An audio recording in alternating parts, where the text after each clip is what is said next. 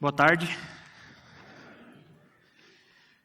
Maio de 2013, eu estava há 3 meses trabalhando como gestor, dedicado somente à gestão, né? Essa era a minha carreira, a carreira que eu tinha decidido. E eu estava enfrentando a minha primeira crise. A crise era que os nossos servidores eles caíam a cada 1 hora, 1 hora e meia, e a gente já estava perto de 1.000 clientes, né? 1.000 empresas já estavam usando o Conta Azul. Era um software que já tinha 6, 7 anos, e até então, até 1 ano antes, ele tinha somente algumas dezenas de clientes. E ele teve um crescimento muito rápido, e ele não estava preparado para essa escala, né? Então, eu estava enfrentando essa primeira crise. Eu tinha nas mãos um time com 7 profissionais, 7 desenvolvedores de software, e estava eu em uma sala que a gente chamava de War Room na época, eu e mais os 2 devs mais seniors do time, tentando encontrar qual era o problema, né? Debugando, olhando log, olhando profiler, procurando entender por que o servidor não conseguia se aguentar em pé, né? E cada vez que caía, os clientes ligavam furiosos, né, para o nosso call center, que era um 0800, obviamente, porque eles emitiam nota fiscal e dependiam do sistema para emitir notas fiscais. E quando isso acontecia, né, quando a gente via, não, o sistema está fora, levantava eu e esses 2 desenvolvedores, passávamos na frente de todo o time, né, os outros 5 desenvolvedores, e todo mundo ficava com aquela cara, putz, como é que eu posso ajudar, né? Esse aqui era o nosso escritório na época, só não dei bola para o cavalo em cima da mesa, que era o Harlem Shake na época, né? Mas esse era o nosso escritório, um escritório pequeno, era o primeiro escritório da Conta Azul, e todo mundo via quando tinha alguma crise, algum problema, né? E então, os 5 desenvolvedores ficavam olhando com aquela cara assim, putz, e agora, como é que eu posso ajudar? E a gente pedia para eles irem lá ajudar a atender o telefone, porque os clientes estavam ligando furiosos, né? Foi então que, depois de 3 dias, a gente não conseguia resolver o problema persistia. Eu estava já exausto, era 10 da noite do terceiro dia que a gente estava com esse problema e eu não sabia o que fazer. Foi aí que eu me entendi assim, qual que era o problema. O problema não era somente um problema técnico, o problema era um problema de gestão também. Eu tinha 7 desenvolvedores, por que eu estava lá debugando código? Por que eu estava procurando entender no log o que estava acontecendo? Por que eu não estava conseguindo usar toda a força de conhecimento que eu tinha dentro de casa, que eu tinha dentro do time, né? Quando eu me liguei nisso, quando caiu essa ficha, eu combinei com os 2 mais seniors no dia seguinte, 7h45 da manhã. A gente se juntou, eu deixei claro qual que era o problema e como eu queria dar mais espaço para eles tentarem resolver o problema. E pedi para eles para a gente montar um plano conjunto que utilizasse toda a força que a gente tinha dentro de casa, que era todo o time, né? Então a gente montou um plano rapidamente, 8h30 fizemos uma reunião com todos os 7, apresentamos para eles o nosso plano, para eles, né?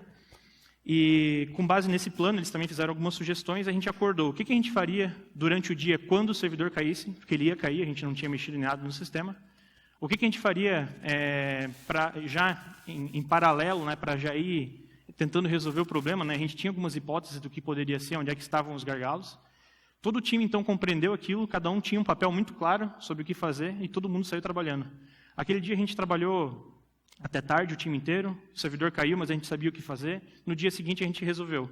Basicamente, o problema, tecnicamente falando, era um gargalo em carries do banco de dados, muito comum naquela época, e alguns leaks de memória também. O problema foi resolvido, mas para mim ficou lição. Alguns devs depois até me elogiaram, mandaram umas mensagens de apoio, assim, tipo, Anderson, parabéns, depois que você engajou o time, a gente se sentiu participando da solução do problema e a gente conseguiu resolver. Então, esse foi o primeiro erro que eu cometi na minha carreira de gestão. A primeira crise que eu tive, eu fui para a minha zona de conforto, que era o quê? Resolver os problemas como eu sabia fazer até 90 dias antes, que era eu cair e me aprofundar no código, tentar resolver entendendo os logs. E aí caiu a ficha que esse é o primeiro erro que geralmente um profissional da carreira técnica indo para a gestão ele comete, que é ir para a zona de conforto em momentos de crise e ofuscar o próprio time, né? Meu nome é Anderson Borges. Sou CTO na Conta Azul, sou formado em sistemas de informação pela Udesc, lá em Joinville, Santa Catarina, que é onde está a Conta Azul. Eu tenho pouco mais de 11 anos de experiência na área de desenvolvimento, sendo os últimos 5 anos dedicados inteiramente à gestão de pessoas e liderança, né? Algumas das minhas paixões, sou apaixonado pela Sheila Jong, minha namorada. Sou apaixonado em automatizar rotinas, né? Sempre fui viciado em automatizar e resolver problemas do mundo real, problemas que economizam tempo das pessoas. Cerveja artesanal, né, Santa Catarina, e viagens e trekkings também. Essas são algumas das minhas paixões. Conta Azul, só para dar um pouco de contexto de que nós somos, né? Somos um plataforma de negócio para pequenas empresas. Nós impulsionamos o sucesso dos donos de pequenos negócios com um sistema de gestão que une ele e o contador dele. Desde 2012 a empresa existe, são 300 profissionais hoje na nossa sede em Joinville e também na nossa sede aqui em São Paulo.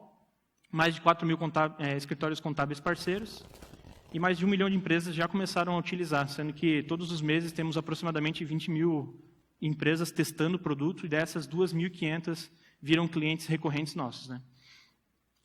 Beleza, então, para começar a palestra, eu gostaria de perguntar quem aqui está numa carreira técnica hoje e está considerando a possibilidade de virar um gestor no futuro. Bacana.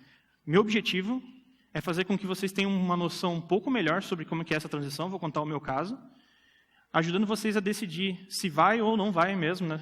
Eu tenho quase certeza que algumas coisas aqui vai assustar algumas pessoas e algumas coisas talvez façam vocês querer seguir em frente mesmo, tá? Então, antes, eu gostaria só de conceituar qual que é a minha opinião sobre gestão e liderança, tá? A primeira experiência que eu tive sobre o tema foi meu pai em casa. Meu pai sempre me dizia, Anderson, os gestores, eles são pessoas que chutam sua bunda e dão chicotada nas suas costas, é só para isso que eles servem, eles ficam empurrando você para trabalhar mais. E eu pensei, meu pai está certo, né? Meu pai conhece das coisas, né? E aí, infelizmente, eu tive o desprazer de trabalhar com alguns gestores que realmente eram nesse naipe, né? Eu aprendi muito com eles, né? Aprendi principalmente o que não fazer. Mas depois eu também tive o prazer de trabalhar com gestores que eram extremamente inspiradores, né? Que eram firmes, tomavam decisão, mas ao mesmo tempo eles conseguiam me engajar e fazer eu ter muita vontade de trabalhar para eles. Eu tinha muita vontade de resolver e seguir eles assim e ajudar eles. Eu tinha uma grande admiração. Um deles era o Vinícius Roveda, que eu fui estagiário dele, né? Ele é o CEO da Conta Azul. E foi ele que me inspirou a querer seguir depois, posteriormente, né, depois dessa fase de estágio, na carreira de gestão e liderança. Então, quando eu falo aqui de gestão e liderança, eu não estou falando de gestão estilo Taylor, Fayol, outras gestões mais tradicionais do século passado, que funcionam talvez muito bem para linhas de produção e trabalhos bem algorítmicos, né? Eu estou falando daquela gestão e liderança mais focada em trabalhos heurísticos, considerando o ser humano por trás, né? Aquela liderança mais inspiradora, que eu vou falar um pouco mais para frente. Então, vou começar falando, tá? Eu fiz uma analogia com as fases da vida, vou começar dizendo sobre o nascimento. Qual foi o meu nascimento como gestor? O que pintou, por que pintou essa ideia de eu me tornar um gestor? Basicamente, nessa época, tá? Foi em 2009, 2012, mais ou menos, eu era um desenvolvedor de software em Java, eu era um programador Java, e eu tinha uma admiração muito grande por algumas pessoas que me inspiravam. José Carlos Sardanha, que é um dos fundadores da Conta Azul, ele era líder de projetos dentro da Informan. Informan era uma empresa de onde saiu a Conta Azul posteriormente. Eu trabalhava lá, era uma consultoria. E o Sardanha, ele entregava todos os projetos. Não tinha um projeto que ele não entregava, ele era uma máquina. Assim. A gente até hoje diz que ele é um trator. Ele consegue entregar todos os projetos de uma forma muito incrível. Ele bota muita pressão, eu não gostava da pressão que eu recebia, mas eu adorava o resultado que eu conseguia entregar. Então eu comecei a copiar ele, imitar ele mesmo, o máximo que eu podia nos meus projetos. Eu era um desenvolvedor e eu olhava como ele entregava software, eu começava a imitar ele, os comportamentos dele. Tá? Essa é até uma dica, se você pensa em ir para a carreira de gestão, não tenha vergonha nenhuma de imitar as pessoas que você admira. No primeiro momento parece artificial, porém depois você vai ver que você vai criando o seu próprio estilo de gestão, você vai colocando a sua personalidade. Mas é importante partir de alguma coisa, né? Então foi inspirado no José Carlos Sardanha na época que eu comecei já, né, a desempenhar o papel de liderança técnica dentro do meu time. Então, acho que o primeiro acerto assim que eu gostaria de compartilhar com vocês não espera ninguém vir com uma bandeja assim e te oferecer, aqui tem uma oportunidade de liderança, você quer pegar? Comece a ocupar o espaço, tá?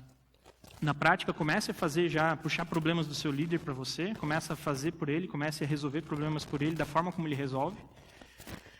E vou lhe contar assim, entre 2009 e 2012, tá? Foi em 2011 que a Conta Azul recebeu a oportunidade de ser acelerado no Vale do Silício, né? Quando isso aconteceu, saíram 3 pessoas da empresa. Saiu o Vinícius Roveda, que era o administrador do negócio, saiu o José Carlos Sardanha, que ele era o líder de todos os projetos, ele que fazia o negócio acontecer, e saiu o João, que era um dos consultores também. Então ficou um vácuo na empresa. A empresa tinha 15 profissionais, saíram 3, os 3 principais da gestão do negócio, No mesmo dia que eu soube que eles iam sair, no dia seguinte eu já marquei uma reunião chamada Reunião da Pílula Azul e da Pílula Vermelha. Convidei todos os desenvolvedores do time para conversar. Eu era um desenvolvedor, eu não era líder de ninguém, mas eu chamei todos eles e falei, pessoal, daqui a poucos dias, o Sardanha, o Vinícius e o João não vão mais estar na empresa, né? Era questão de 30 dias eles iam estar fora da empresa. Então, depende da gente começar a resolver esse problema. O que a gente vai fazer? E a gente combinou ali já de fazer alguns grupos de troca de conhecimento. Eu pedi para tocar a administração da empresa, né? Eu nunca tinha feito isso, mas eu queria muito fazer o que o Vini fazia, queria entender como é que ele fazia, o que ele fazia. Ou seja, eu não esperei que a oportunidade, se viesse alguém, Anderson, tu não quer aproveitar isso aqui, eu simplesmente fui ocupando. O máximo que podia acontecer é alguém falar, Anderson, dá um passo atrás. Aí eu ia dizer, desculpa, mas não foi esse caso, eles estavam loucos para que alguém puxasse esses problemas para si, né? E outro ponto também, né? Busque se conhecer e invista em você mesmo. Na época, com 23, 24 anos, eu tive a oportunidade de fazer um curso chamado Enneagrama. Tá? Quem não conhece, é um curso de autoconhecimento que foca ele basicamente separa as pessoas em 9 tipos. Obviamente, cada pessoa é uma pessoa única, mas ele faz você entender quais são os 9 comportamentos mais comuns, as formas de pensar mais comuns. E aquilo, por mais óbvio que seja hoje, me fez compreender qual era o tamanho da diversidade de pessoas, diversidade de pensamentos, ou como as pessoas eram diferentes de mim. E isso me ajudou a me conhecer mais, tá? Além disso, eu fiz um outro curso também chamado Dale Carnegie sobre relacionamento humano. Então, até então, eu não sabia me relacionar com as pessoas, eu não sabia falar em público, geralmente eu era até, de certa forma, grosso com algumas pessoas, e eu não sabia o quanto aquilo afetava a minha relação com as pessoas. Então, fazendo um curso básico desse, que durou coisa de 12 semanas, 4 horas por semana, eu consegui aprender como me relacionar melhor. Isso me ajudou não só na minha carreira posteriormente como gestor, mas também na minha carreira técnica e também como um familiar, como um namorado. Me ajudou com o relacionamento humano mesmo, tá? Então, assim, não invista pouco em você, tá? Invista muito em você mesmo. Esse tipo de curso parece... no primeiro momento eu tinha um certo preconceito, deve ser alguma coisa de autoajuda ou coisa do tipo, mas não, é puro autoconhecimento. Quanto mais você aprende, mais você descobre o quanto você pode aprender mais, né? E mais um acerto ainda nessa época, eu tomei a decisão de fazer uma pós-graduação em gestão e liderança, né? De novo, inspirado por uma pessoa que eu admirava, que era o Vinícius, que ele tinha feito um MBA, eu estava confrontado com as opções. Será que eu faço uma engenharia, uma pós-graduação em engenharia de software, ou eu faço uma outra área? Como eu tinha tido experiência na academia eu não tinha aprendido muitas coisas que eu estava aplicando no dia a dia. Claro, eu aprendi muito a base da ciência da computação, mas eu via que no mercado de trabalho eu conseguia aprender muito mais aquilo que eu usava no dia a dia, né? Então eu pensei, se eu for fazer uma pós-graduação em engenharia de software, talvez seja mais ou menos a mesma experiência que eu tinha na universidade. Então eu decidi, não, vou para uma área completamente nova, né? Lembrando que na minha universidade eu não tive quase nada de soft skills, né? Eu aprendi, eu acho que direito, que é uma matéria de humanas, e sociologia. Eram matérias bem básicas, assim, realmente não me deram muita noção de soft skills, né? E quando eu fiz uma pós-graduação em gestão e liderança, coisas que hoje são óbvias, na época foram chocantes para mim descobrir, né? Por exemplo, como dar um feedback. Existem N técnicas sobre como dar um feedback. Como que você descobre qual que é a maturidade do time? Como que você faz para delegar? Era um set de ferramentas que são técnicas, né? Então elas parecem artificiais no primeiro momento, mas elas te dão uma base mínima para você saber fazer alguma coisa. Foi por isso que eu assumi, por exemplo, a administração do negócio, porque eu aprendi contabilidade básica, aprendi fluxo de caixa. Então isso me deu mais confiança em mim mesmo que eu podia ir além, tá? Então, basicamente, o que eu quero dizer com isso extrapole sua área de conhecimento. Vocês não precisam, talvez, fazer uma pós-graduação em gestão e liderança. Vai no Coursera, por exemplo, e busca algum tipo de curso que ajude vocês com soft skills. Talvez isso já seja o suficiente para vocês tomar uma decisão mais assertiva se você vai fundo fazer uma pós-graduação ou se não é bem para você isso, não é o que você quer. Bom, nessa época, então, de novo, né, eu estava desenvolvendo software até então. Eu estava desenvolvendo software até 2012, e aí eu tomei a decisão, não, eu quero realmente investir pesado na carreira de gestão. Eu vou me tornar um gestor e vou trabalhar 8 horas por dia, focado somente em gestão de pessoas. Foi então que eu entrei de vez na Conta Azul, né? Após a Conta Azul retornar do Vale do Silício, eu ainda estava envolvido na administração da Informan. Eu saí da Informan e fui oficialmente para a Conta Azul, né? Então, entre 2013 e 2014, foi uma época de extremo aprendizado para mim, que foi a época em que eu comecei a trabalhar como desenvolvedor e passei por aquela primeira crise que eu comentei com vocês. Aquilo aconteceu em maio de 2013. Tá? Então, o primeiro erro que eu coloco aqui é não confiar e não delegar. O erro mais básico que geralmente um gestor que acabou de vir de carreira técnica comete é não saber delegar, é ir para a zona de conforto e trabalhar mesmo na operação, tecnicamente, ao invés de delegar para o time que está ali aguardando que você confie neles, né?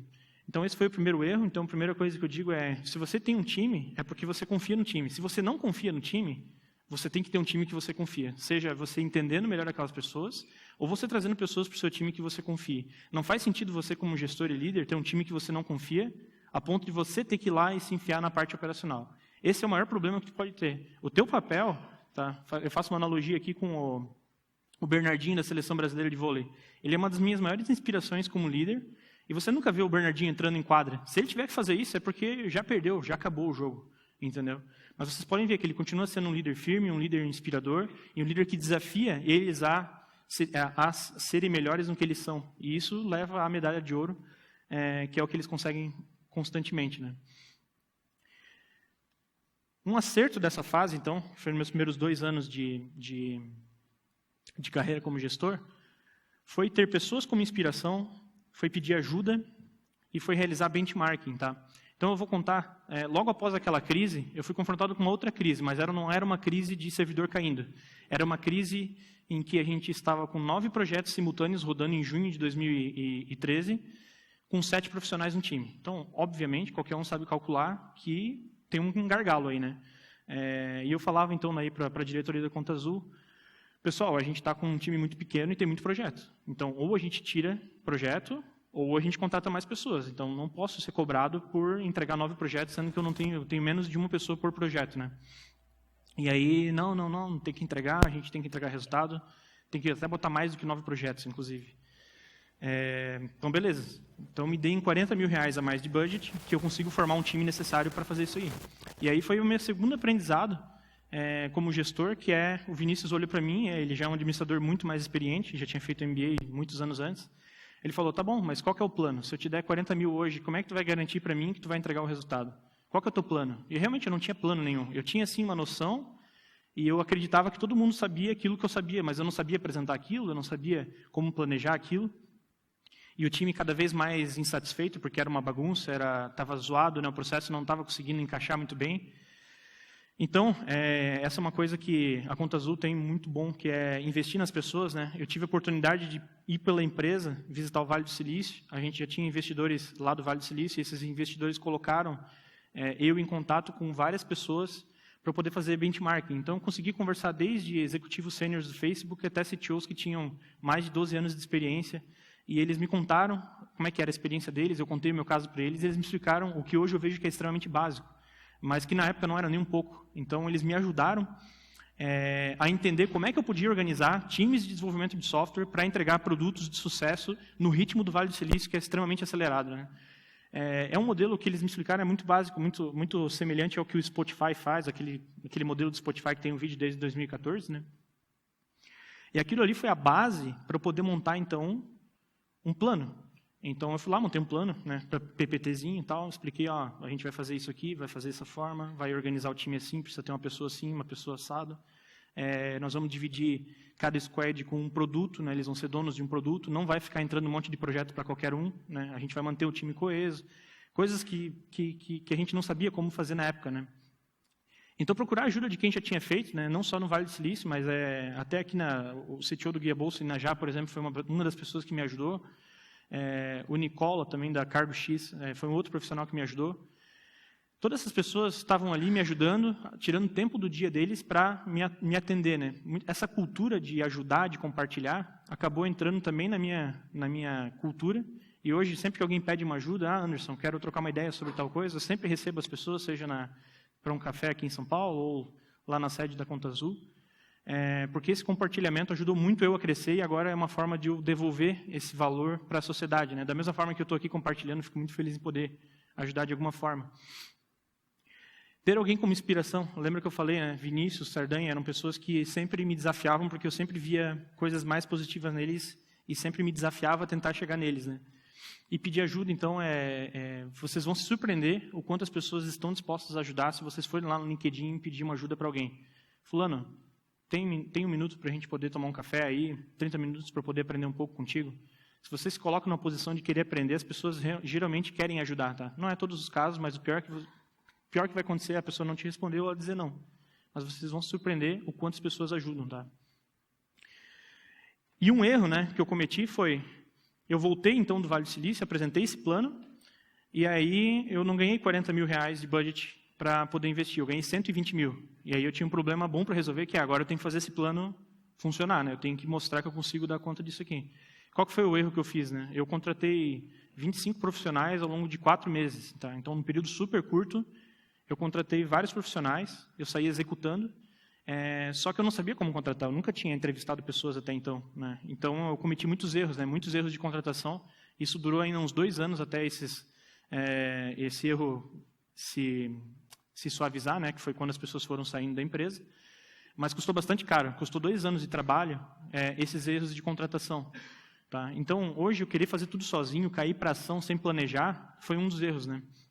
Hoje em dia, para vocês terem uma ideia, quando eu me sou confrontado com algo que eu nunca fiz, a primeira coisa que eu faço eu vou procurar quem sabe fazer dentro da empresa. Se eu não achar, eu vou no Google e procuro Harvard Business Review, como resolver esse meu problema X que eu nunca fiz. Por exemplo, como contratar profissionais de tecnologia. Você vai lá e encontra 3, 4 artigos. Vai no Quora, como contratar engenheiros de software, blá, blá, blá. Você encontra várias respostas. Então, assim, lê 2 artigos da Harvard Business Review, procura um livro sobre o assunto, tá? Aqui eu vou citar alguns livros, tá? Um dos livros que me ajudou muito a contratar foi esse aqui. O Who é um livro focado em contratação de executivos, mas 90% dele você pode aplicar para qualquer tipo de profissional que você quiser, tá? 90% do livro ele explica como você pode rodar um processo seletivo e reduzir absurdamente as chances de você errar no processo seletivo. E sério, um livro custa 5 horas de leitura, 5, 15 horas no máximo. É muito barato, né, para você errar 2 anos, né? Então, isso ficou muito claro agora, né? Não buscar conhecimento antes de agir, né? Outro livro que eu cito muito, que eu acho muito interessante também, da Harvard, aqui tem 10 artigos dos melhores relacionados a times, eles fazem estudos científicos sobre como que os times podem se engajar melhor. Peopleware, para quem está começando na carreira de gestão, esse aqui, eu diria assim, é obrigatório, tá? Esse livro é um livro fantástico, e ele hoje, para mim, é a base do meu pensamento, a base do meu trabalho, a base da minha forma de gerir as pessoas, tá? E o Daniel Pink escreveu esse livro, Drive. Basicamente, pensa só, décadas de pesquisas científicas, décadas de estudos na área de psicologia foram realizados, principalmente nos Estados Unidos, mas ao redor do mundo. E aí o Daniel Pink, ele foi lá e juntou tudo isso, ele juntou num livro, tá? E esse livro leva umas 6 horas para você ler, ou seja, ele pegou o suprassumo de décadas de conhecimento de vários pesquisadores do mundo assim e agrupou tudo para você só ir lá e beber o suco do conhecimento prontinho para você, sabe? Então, por que você não leria? Né? É muito bom esse livro. Acho que vocês vão comprar o livro depois. Né? Ele fala muito sobre autonomy, mastery and purpose, né? As pessoas se engajam, e as pessoas, tanto para você engajar seu time, como para você mesmo se engajar em alguma atividade, você pode utilizar esses 3 pilares. Tá? Primeiro, propósito. Você tem que ter um propósito claro sobre o que você está fazendo.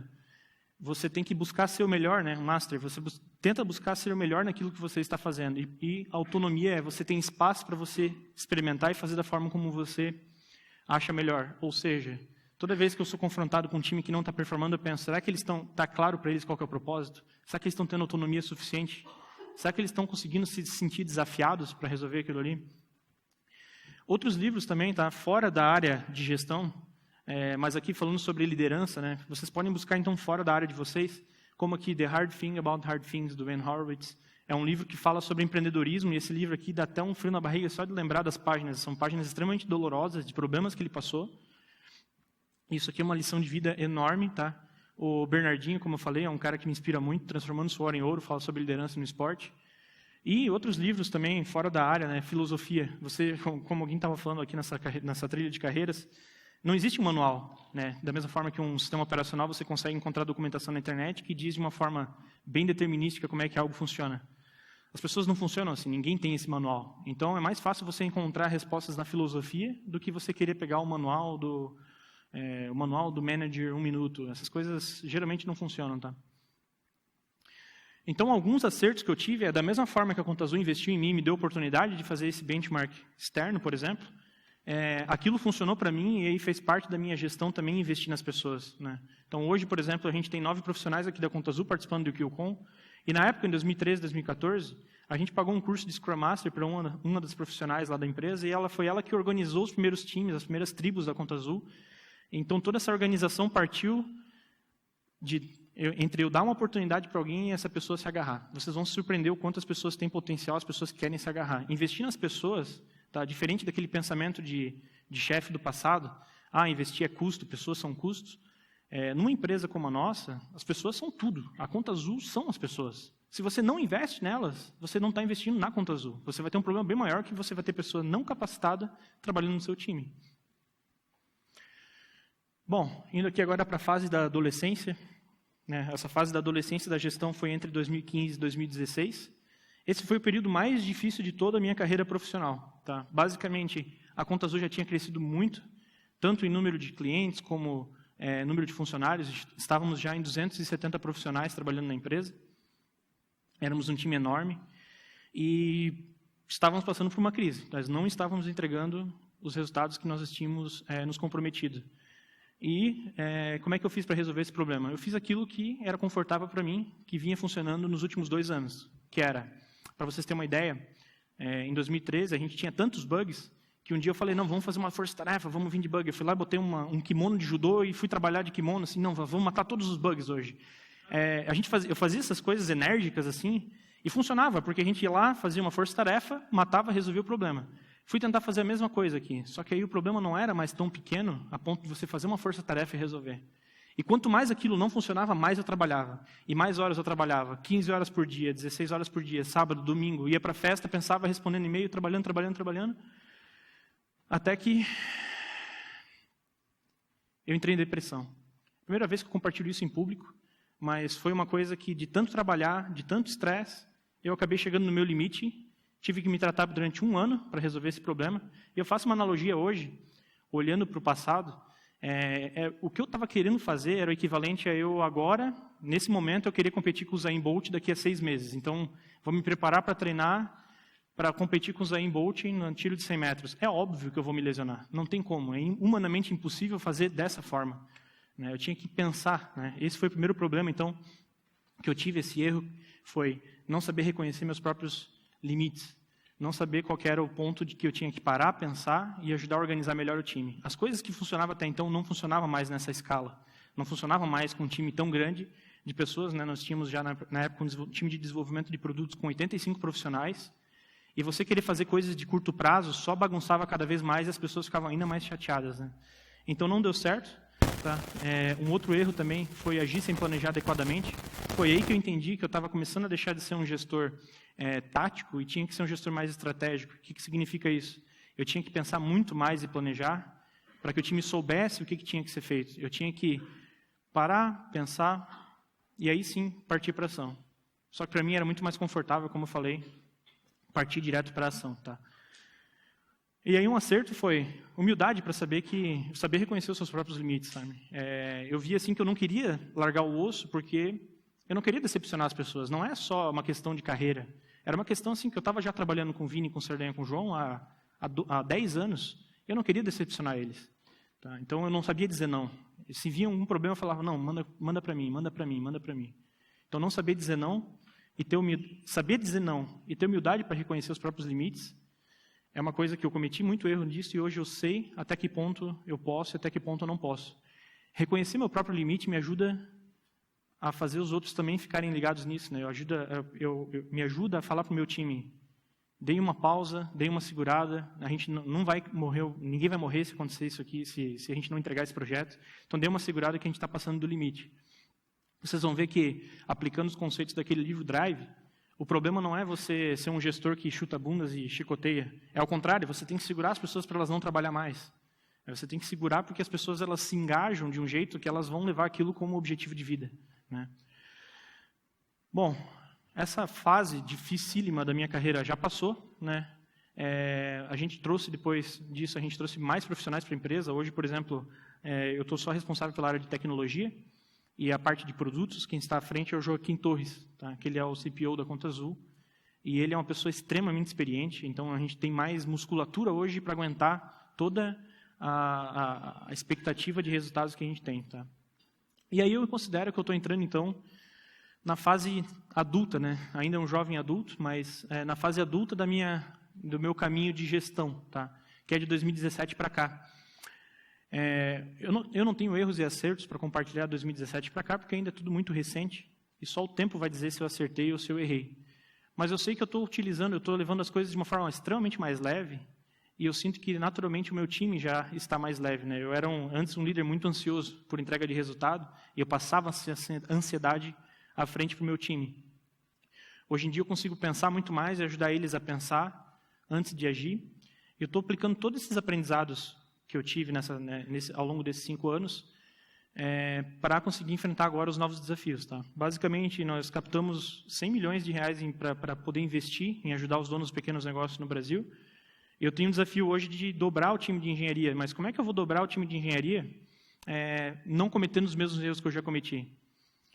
Eu vou dobrar o time de engenharia primeiro formando um time de liderança forte. Né? Então, ao invés de eu ir lá e contratar cada um dos engenheiros como eu fazia antes, eu pensei, o que eu preciso fazer? Eu preciso primeiro formar um time de liderança a nível mundial. Então, hoje eu tenho orgulho de dizer que consegui contratar o melhor time da história, da liderança da Conta Azul na engenharia. E esse time é o que vai construir, então, esse crescimento. Vai ter que ser um crescimento sólido, um crescimento com uma cultura forte, com excelência técnica. Então, esses aprendizados todos eu estou aplicando agora. Tá? Então, já que eu não vou compartilhar erros e acertos, aqui agora eu quero fazer uma provocação final. Para quem está considerando ir para a carreira de gestão, vocês estão dispostos a parar de codificar e passar muito menos tempo aqui, tá? Se não nenhum tempo aqui, e gastar mais tempo em reuniões? Por que um gestor fica muito tempo em reunião? Eu sempre recebo críticas lá, os desenvolvedores odeiam reunião, né? E eles sempre falam, reunião demais, reunião demais. Por que a gente está sempre em reunião? Para garantir que os nossos desenvolvedores não estejam. Tá? O nosso trabalho como gestores é explicar por que temos que fazer algo. Qual que é o propósito da gente ter que fazer, sei lá, uma funcionalidade, por exemplo, para atender comércio? Vamos supor, uma coisa... Dado que a gente sabe o porquê, o que nós temos que fazer? E a nossa responsabilidade para aí. Porque o como, você tem que saber construir um time forte o suficiente para eles definirem o como. Essa é a parte da autonomia, né? Então o time vai fazer o como. Não é seu papel definir o como. É o papel do time. O seu papel é responder o porquê e o quê. Então você está em reunião preparando o terreno para que o time depois venha de uma forma muito suave e sem bagunça, ele consiga trabalhar de forma mais eficiente. Eles são muito bons em desenvolver software, em opinar sobre como uma coisa deve ser em relação ao software, em relação à experiência do usuário. Então, por que eu vou ficar colocando ele em reuniões onde ele tem que decidir o norte estratégico? Não, isso é meu papel fazer. Então, é por isso que a gente passa tempo em reunião. Então, vocês vão passar muito mais tempo em reunião, muito mais discutindo, o trabalho passa a ser muito mais de relacionamento. Né? Vocês estão dispostos a ficar muito menos tempo codificando e mais tempo no Gmail? Mais tempo no inbox? Lembra que eu falei, né?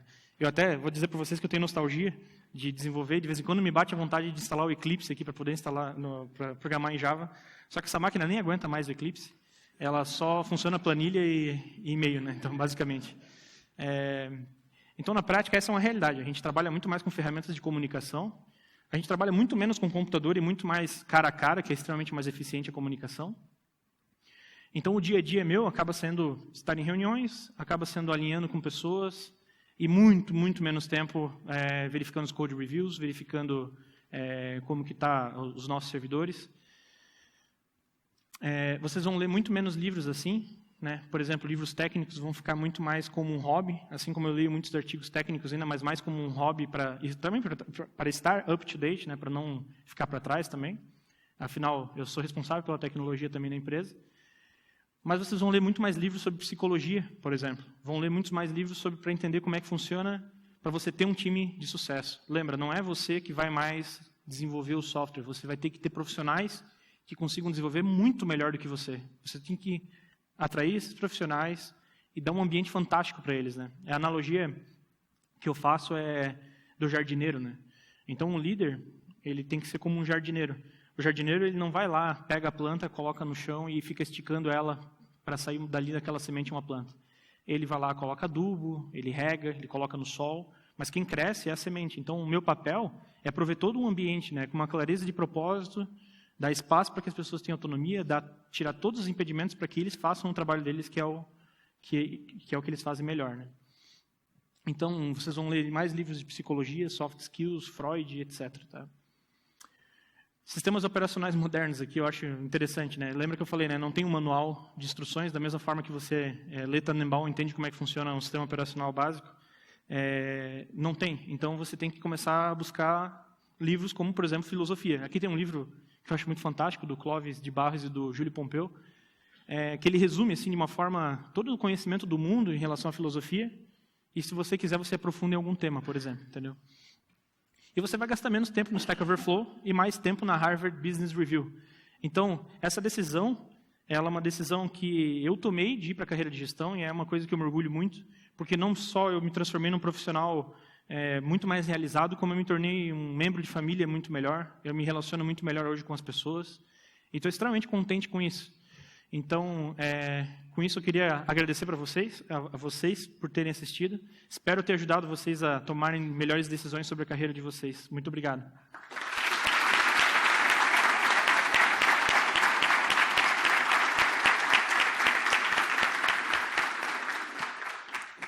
Dúvidas? Então, pessoal, a gente tem um tempinho para perguntas aqui. Quem tiver, levanta a mão aqui. Já tem um cara aqui de cara. Boa tarde. Boa tarde. Obrigado pela palestra, foi um conteúdo sensacional. Durante a infância e a adolescência do teu processo, você chegou a cogitar a possibilidade de voltar atrás? Sim, cheguei a cogitar, mas não sei por que eu não conseguia... lembra que eu falei que eu tinha uma fidelidade muito grande pelos meus amigos, né? Eu não queria decepcionar eles de forma alguma. Então, chegava momentos assim que eu estava no auge das minhas crises ali, né? Que eu estava aquela crise existencial, será que eu fiz certo, será que eu não fiz? Eu chegava a instalar o Eclipse na máquina, né? Só que aí, como o ambiente era um pouco complicado de rodar, eu acabava voltando atrás. Mas eu não conseguia muito pela fidelidade que eu tinha. Tinha muitas pessoas contando comigo já, e eu decidi não voltar atrás. Eu vou te dizer que, até hoje, eu ainda tenho vontade de voltar atrás, mas eu sei que é só uma insegurança que bate, né? Quando eu me sinto inseguro, eu começo a pensar, putz, mas quando eu estava lá com o código, eu tinha domínio total sobre aquilo, agora eu não sei o que fazer. E não tem um manual de referência. Então, às vezes bate, mas eu já sei que isso vai bater para o resto da minha vida, mas é só respira 10 segundos e passa. Primeiro, parabéns pela palestra. Obrigado. Eu estou justamente passando pela transição nesse momento. Faz 5 meses que eu assumi a liderança. Fazem 5 meses que eu assumi a liderança no time lá na Mobili. E, de novo, né, vindo de um background técnico, tem coisas que fica difícil de abrir mão, assim. Como que tu falou bastante de confiar no time, da autonomia. Como foi para ti ver algumas decisões técnicas que talvez tu não concordasse e tu se metia bastante, ou tu deixava o time tomar a decisão, mesmo que eventualmente tu achasse que ela fosse um pouco errada, para dar essa autonomia? Como é que foi esse processo? Eu vou te dizer como é que eu fazia, mas não quer dizer que isso funcionou sempre, tá? Quando eu via assim, putz, isso aí não vai dar certo, né? Porque eu conhecia o código, né? Eu programava no software do Conta Azul. Então, o que eu fazia quando eu sentia que a pessoa não estava tomando decisão, né? O desenvolvedor não estava tomando uma decisão com todas as informações disponíveis. Eu sentava com ele e falava, mas você considerou esse ponto, esse ponto, esse ponto, esse ponto? Daí a pessoa tinha 2 caminhos, né? Ou ela, não tinha considerado, vou repensar, ou, não, eu vou seguir em frente. E o que eu deixava muito claro beleza, se você vai seguir em frente, você tem autonomia para tomar essa decisão, mas você também tem que assumir a responsabilidade por ela. Né? O que aconteceu? Né? Aconteceu várias vezes as pessoas assumiam mesmo, então se aquilo dava um problema em produção, elas ficavam até de madrugada para resolver, porque ela sabia que ela era responsável por aquilo, e eu dava essa autonomia. E aconteceu também da pessoa dizer, não, eu assumo no peito, daí ela colocou escala para rodar em produção, com API e tal, e aí 2 meses depois ela pediu a conta e a gente ficou com um legado lá. Isso é uma coisa que só acontece na Conta Azul, né? Não acontece em nenhuma outra empresa, da pessoa escolher uma linguagem de programação e sair da empresa depois. Então, hoje o que eu faço, né, para tentar reduzir, no ambiente de autonomia esses erros acabam acontecendo, né? Mas o que a gente faz para reduzir é sempre comunicar muito bem quais são as diretrizes e qual que é a importância da gente entregar algo e por que a gente vai reinventar a roda, por exemplo, se a gente já tem isso aqui bem resolvido. Tem que ter uma justificativa muito boa, né? Então a gente sempre provoca as pessoas a pensar, mas no final elas ainda batem o martelo, sabe? Dessa forma que eu tento conduzir sempre. Sempre trazer a pessoa para ela pensar, né? Faça as perguntas difíceis. Depois que ela pensou, beleza, então assuma a sua decisão, siga em frente.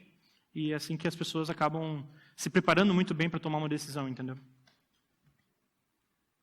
Opa, parabéns pela apresentação. Obrigado.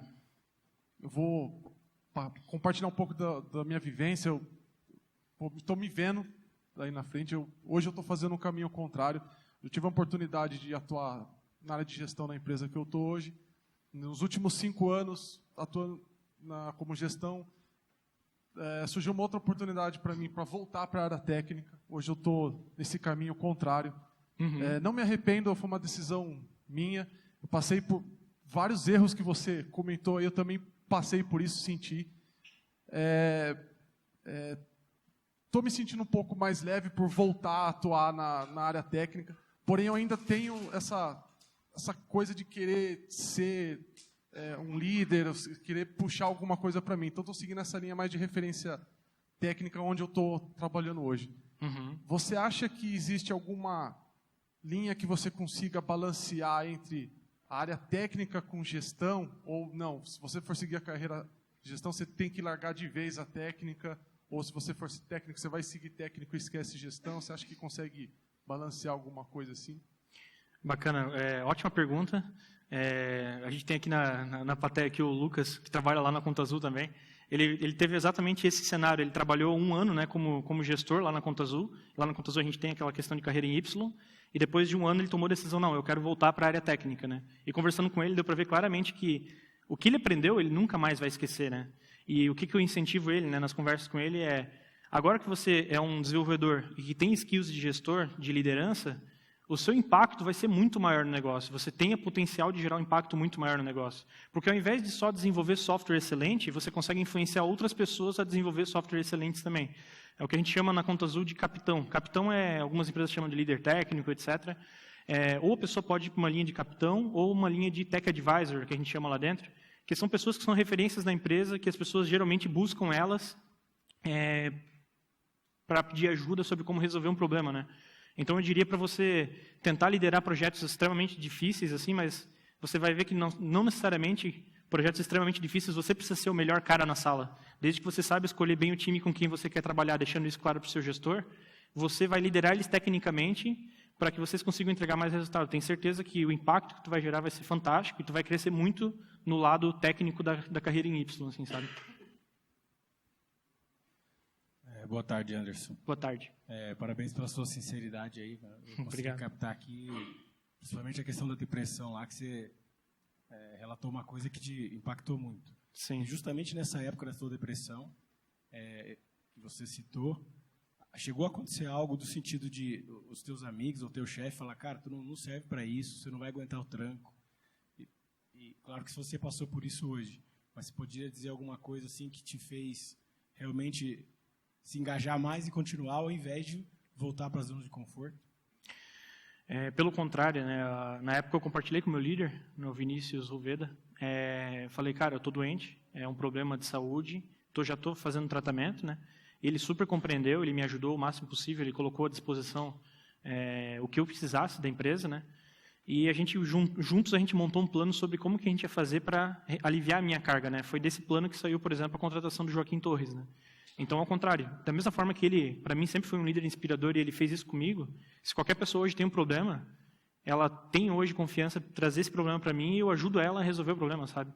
É uma coisa tão comum quanto quebrar a perna, né? Só que não é tão falado, porque quando mexe na mente, né? Quando mexe na mente, ela começa a virar o eu, né? A gente não encara assim a perna, eu quebrei a perna, tu resolve a perna é quase algo externo a você, né?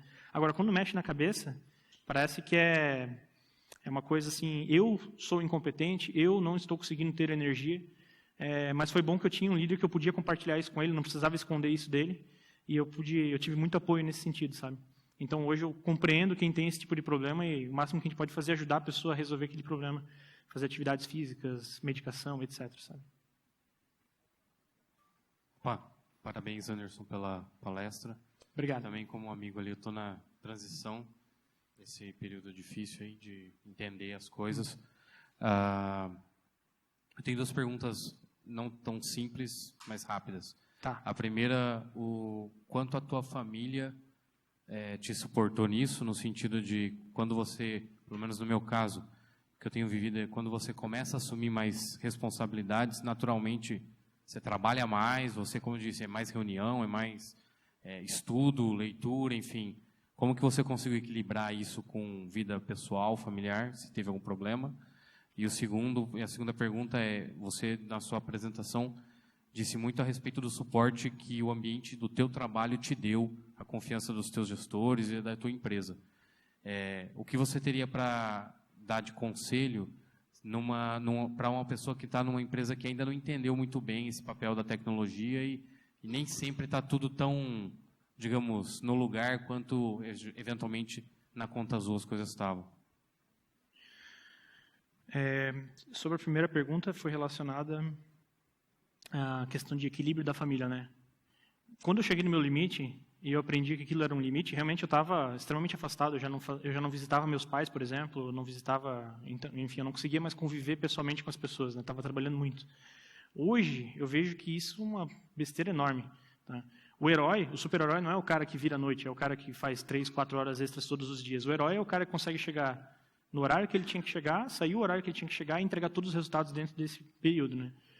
Então, trabalhar de forma mais eficaz e eficiente é o aprendizado que fica, mas para você estar ok, você tem que fazer atividade física. No meu caso, funciona muito bem a atividade física, meditação. Então, essas coisas me ajudam a poder trabalhar muito de forma eficiente, sabe? Então, saber priorizar e dizer não e saber equilibrar as outras coisas, na realidade, é o caminho para você ir bem no trabalho, né? Não o contrário. Então, o fato de eu estar me afastando da família, afastando de amigos, etc., só prejudicou ainda mais, né? Então, eu posso responder dessa forma, tá? E sobre se você tem um ambiente que talvez não compreenda essas coisas e as coisas não estejam super ok, eu diria que se há uma segurança mínima dentro do ambiente para você poder falar dos problemas, né? Começa compartilhando com o seu líder. Por exemplo, assim, eu acho que isso aqui é um problema. Eu acho que dá para resolver dessa forma. Você me dá espaço para tentar resolver, sabe? Às vezes a pessoa demora para entender, mas se você for insistente o suficiente, você consegue resolver problemas dessa forma. A Conta Azul, ela não aconteceu porque saiu tudo pronto da minha cabeça. Ela aconteceu porque tinha várias pessoas que ficavam insatisfeitas e falavam, Anderson, eu acho que isso aqui está muito ruim e eu acho que essa aqui é a forma correta. Eu falava, então beleza, então toca da forma como você acha correta e vamos ver o que acontece. Vamos experimentar, né? Então, eu diria já, se você não tem um ambiente ideal hoje, se coloque na postura de protagonista e vá lá em frente mesmo e diga, eu acho que as coisas não são legais, acho que esse caminho é melhor. Posso seguir em frente? Você vai ficar na minha frente, vai me ajudar, sabe? Peça apoio nesse sentido, que eu acho que assim você muda o mundo, sabe? Obrigado, pessoal. Opa, rapidão. Alô?